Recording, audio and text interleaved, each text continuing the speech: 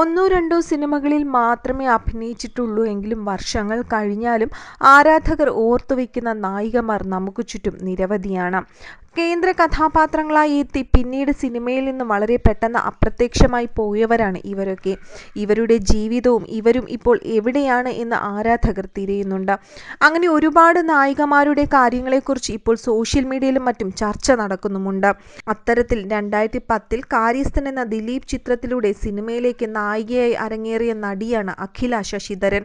ഒറ്റ സിനിമയിലൂടെ തന്നെ, അല്ലെങ്കിൽ കാര്യസ്ഥൻ എന്ന സിനിമയിലൂടെ തന്നെ ആരാധകരെ ഒരുപാട് നേടിയെടുക്കാൻ അഖിലയ്ക്ക് കഴിഞ്ഞിരുന്നു.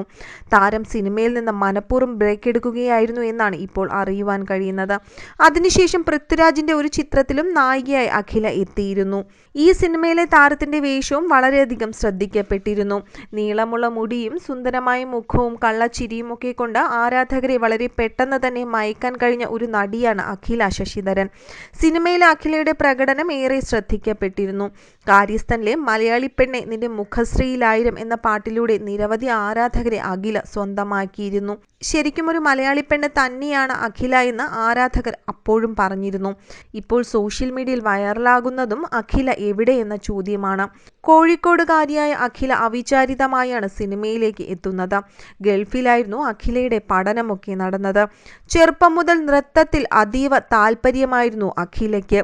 നർത്തകിയായ അഖില ഏഷ്യാനെറ്റിൽ സംപ്രേഷണം ചെയ്തിരുന്ന വോഡാഫോൺ തകദിമി എന്ന റിയാലിറ്റി ഷോയിലൂടെയാണ് ആദ്യം ശ്രദ്ധിക്കപ്പെട്ടത്.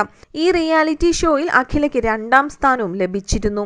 ഏഷ്യാനെറ്റിലെ തന്നെ മഞ്ജു സ്റ്റാർ സിംഗർ ജൂനിയർ എന്ന പരിപാടിയിൽ ആദ്യ സീസണിൽ അഖില അവതാരികയായും എത്തിയിരുന്നു. അങ്ങനെയാണ് അഖില സിനിമയിലേക്ക് എത്തുന്നത്. ദിലീപ് ചിത്രം കാര്യസ്ഥൻ തിയേറ്ററുകളിൽ വിജയം നേടിയിരുന്നു. പിന്നാലെ പൃഥ്വിരാജ് ചിത്രം തേജാബായി ആൻഡ് ഫാമിലിയിലും അഖില നായികയായി.